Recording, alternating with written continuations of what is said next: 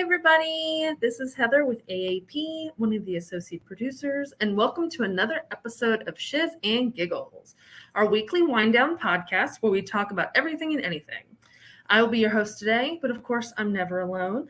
My first co-host is a lover of all things true crime, a Taurus, sun and moon, and puts hot sauce and sriracha on everything. Let this girl spice up your life. It's Demi. Hey. How you doing today, Heather?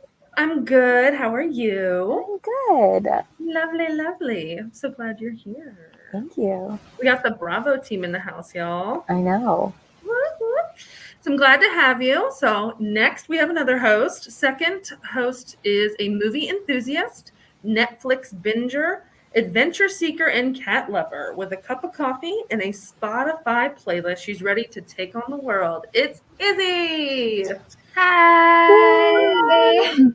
Hi, Heather. Hi, Demi. Bravo team in the house. Oh my goodness. So fun. All right. Well, I'm so happy to have you both here. So we're going to have more of like a roundtable discussion today. And we have some really exciting trending topics to talk about. Okay.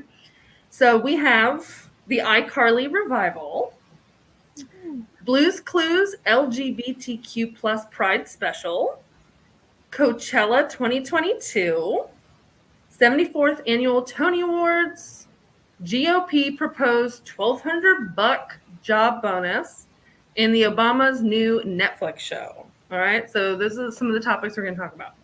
But before we get to chit-chatting, I'd like to acknowledge that this is our first episode in the month of June, which means it's also our first episode during Pride Month. Woo! Whoop, whoop. So happy Pride Month, everyone. And I'm asking my co-hosts here, do they have any plans? Any fun Pride plans? Anything special planned? Yeah, I actually do have a plan. I know sometime at the end of June, the 17th Street Market here in Richmond is doing like a drag night and like open market kind of thing. And I think it's $10 per person. And I'm going to take my little sister to it. Oh, that sounds so fun. Yeah. You'll definitely have to send us the information because I definitely want to go to that. Yeah, I definitely will. I'm kind of sad because there's no like actual like big parades this year, but a lot of cities are having like smaller events that you have to buy tickets for. Mm-hmm. And I think all of the information is on like I know VirginiaPride.com. They have some events up there and everything. So definitely check it out. Oh, nice. I know that Jenna, or one of our coworkers, said that they're actually moving the Richmond Pride Month to September. Yes. So we get 2 Pride Months this year. Yep, Richmond, we do. Yeah. My like Pride plans for this month, probably going to go to a couple of drag shows and take my friends and like see what's going on with that because that's always fun. I am doing a Pride workout challenge because, you know, I always love to do challenges. So like for the month of June, I'm trying to get 2 rainbows of working out and like each day is a different color. So like day 1 is red, day 2 is orange, etc. So I'm trying to get 2 rainbows for the month of June. That's awesome. Adorable. Yeah. Well, in my life, every day is Pride. So my wife and I like to do like weekend trips or day trips. And like an hour north up 95, there's this awesome little country store called Battlefield Creek.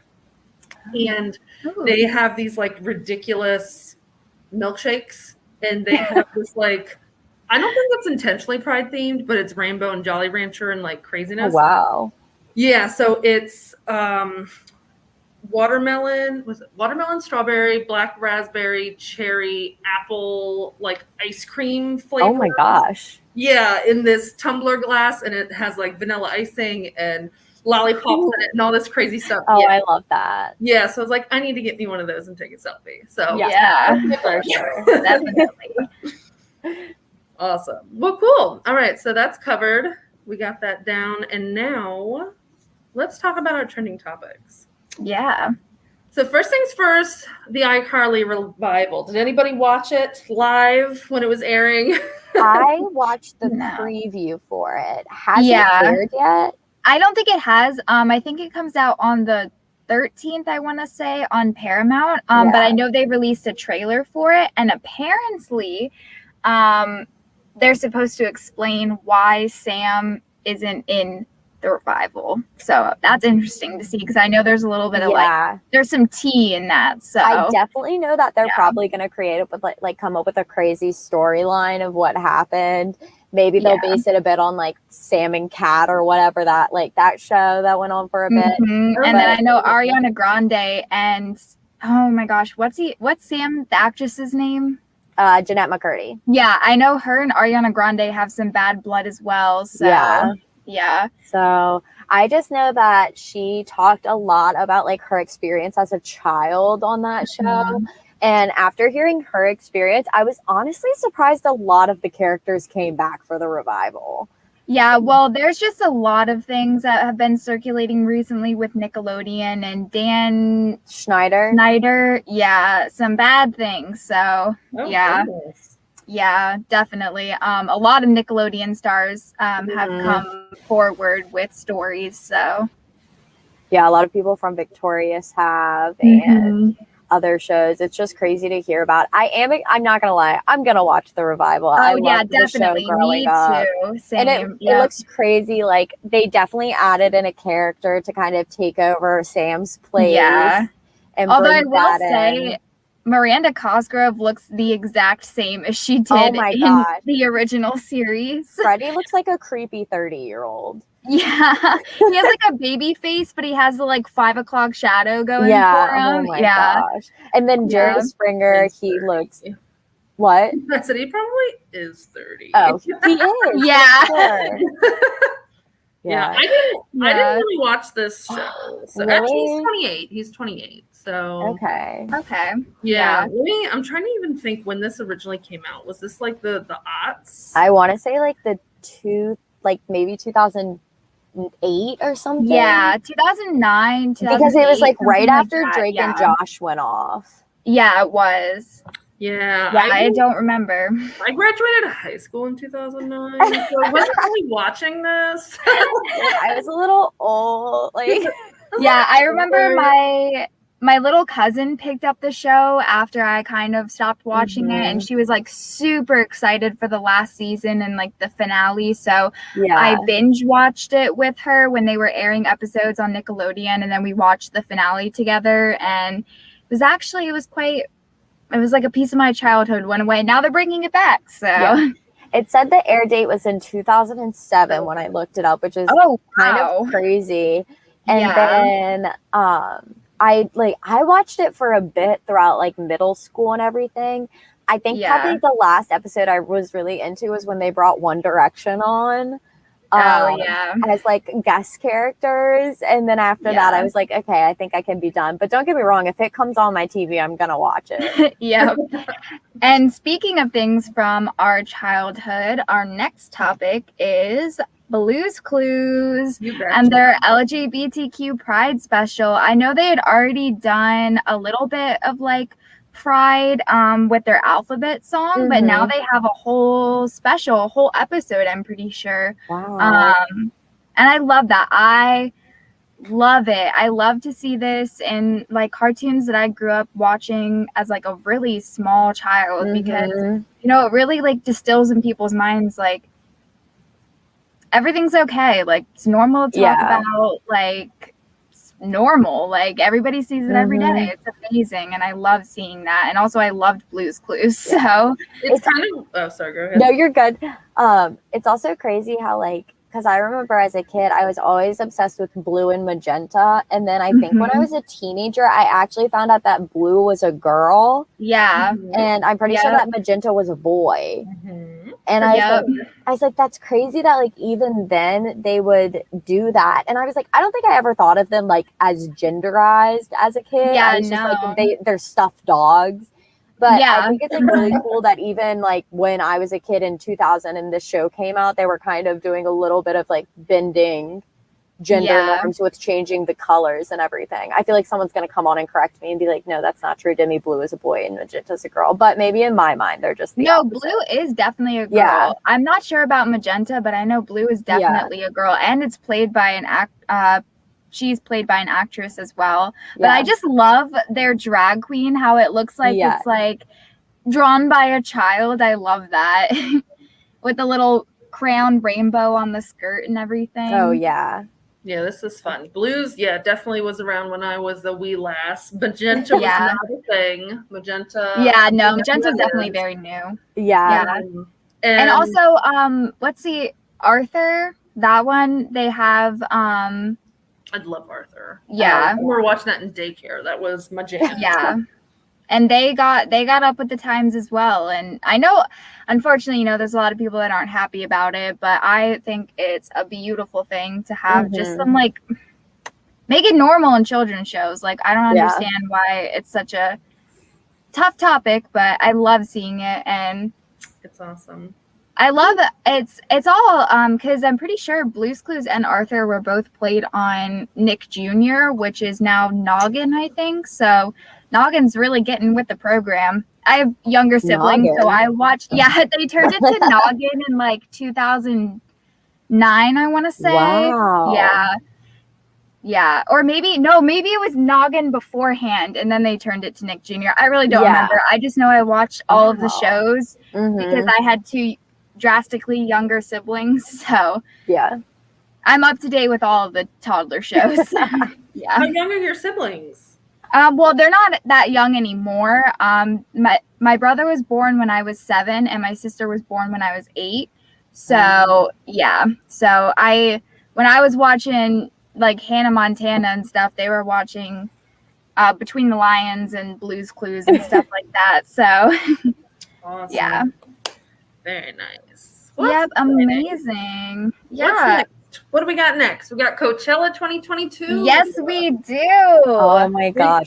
Making plans. Yeah. Super exciting. I've always wanted to go to Coachella. And I told myself, I was like, I want to wait until I'm 21 because then I could like drink if I wanted to. I would just be a little more free with my life. And then I turned 21 and COVID happened. And so I'm really excited that's coming back next year. I feel like maybe I've grown out of wanting to go so bad a little bit. Yeah, I definitely have as well. Once I grasped the understanding of how expensive the tickets are, I was like, and that doesn't even include the fact that we live on the East Coast, so we'd have to get transportation out there and a place to stay and like all the other things. And like I used to think that too. I think they're between 700 and 5,000. Coachella's always set up for 3 weekends. So you buy tickets for separate weekends. And I think to get tickets for every single weekend, which obviously only a select few people do, it's upwards of like $5,000 because it's like basic ticket is like $700, and that doesn't even include the fees and everything. So it's ridiculous. Have you been before? Anybody? No, I have not. No. I never had enough money to go. I just couldn't convince myself to save up that much money when I would, because none of my friends would. They were like, no, I don't have the money to go to Coachella. Could go to like Bonnaroo, like the cheaper version of Coachella. And I was like, honestly, I'm fine with that. I'm actually going to Firefly in Delaware. It's in September. I got tickets to go to that, so I'm super excited about that. I've also wanted to go to like Moonrise before. Like the Firefly and Moonrise are like the ones closer to us that are a little more obtainable. Isn't Moonrise in Tennessee? Bonnaroo's in Tennessee. Bonnaroo, that's right. Yeah. And I know Lollapalooza, I've also wanted to go to. Those tickets are a little bit more, and it is in Chicago, but I do have family out there, so I'd have a place to stay. So I've heard great things about Lollapalooza. It's about to be the summer of concerts. I know, I'm so excited. I was going to go to Firefly because it's during the week of my birthday. Oh, really? Nice. Yeah, but my friends surprised me with tickets to Glass Animals. Oh, wow. They're coming to Richmond, so they're actually going to Firefly, and then the day after they're coming to Richmond, and I also bought tickets to their show here in Richmond, so I will be seeing them at both places. Yeah. Well, I will too be at the show in Richmond. Awesome. Nice. See you there. I will probably be so tired because it's literally the Monday after Firefly, so I probably won't be alive, but I'll still be there. All right, and our fourth one, Tony's 4th annual Tony Awards. Broadway is back. Yeah, September they took a 26th. crazy hit. They definitely. I'm sure the revival is a thing. The Renaissance Yes. Yeah. Definitely. And I know a lot of the nominations are focused on like the top shows before COVID hit. Because I was wondering, I was like, they're having the Tony Awards, but what are they awarding for? We haven't had Broadway all year, but it's for the shows prior to COVID. So, and I know Broadway opens back up next month, or like the end of this month or something. Yeah, I think so. Definitely. I think it's definitely in June. I think that it opens back up. Insane. Have you all seen a Broadway show? I have. Never. I love Broadway. I think I've seen 10 shows. Wow. On Broadway. Tell us. I grew up as a theater kid, and our school did yearly trips. So our school did yearly trips to New York starting my freshman year. So I got to go every year, and then one year my show choir also went. So I got to go like back to back that year. And so I've seen the best one I got to see was probably Phantom of the Opera. Was absolutely amazing. I loved that show. A classic. Yeah, it was so good.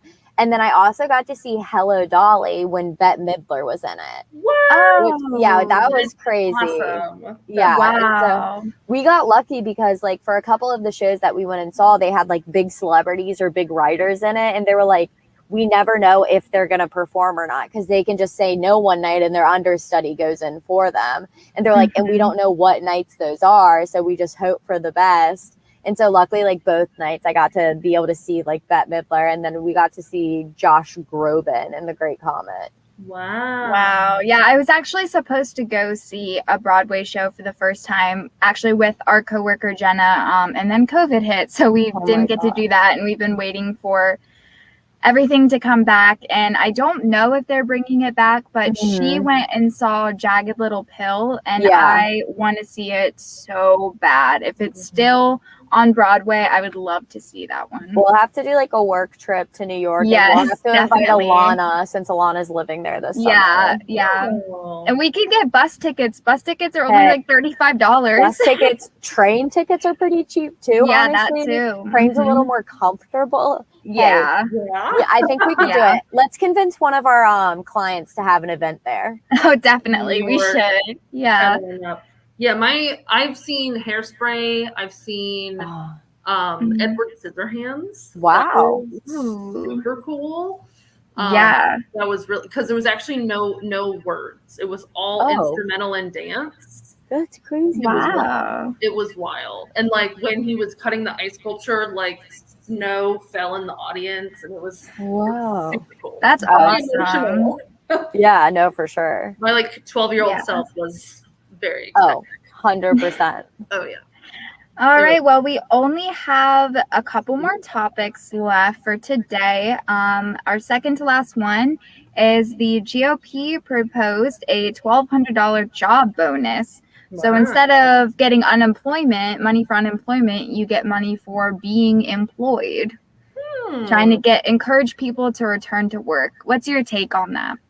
I honestly think it's amazing just because of how, and like, do I necessarily think that this should always be like this, where you always get a bonus when going back to work? No, that's a little silly.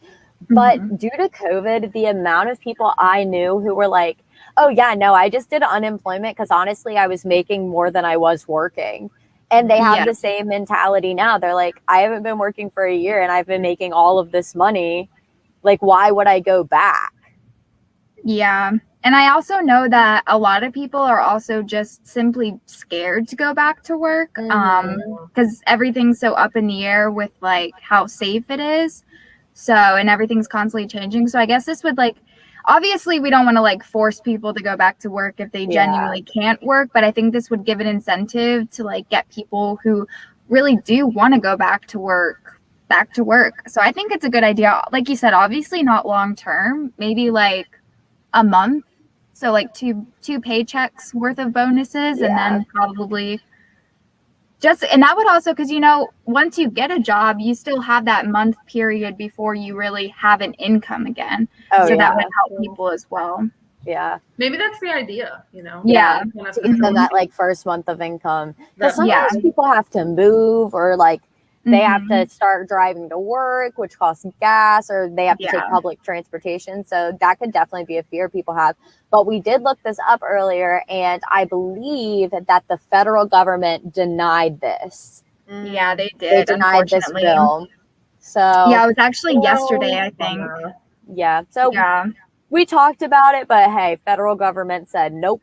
Yep. Yeah.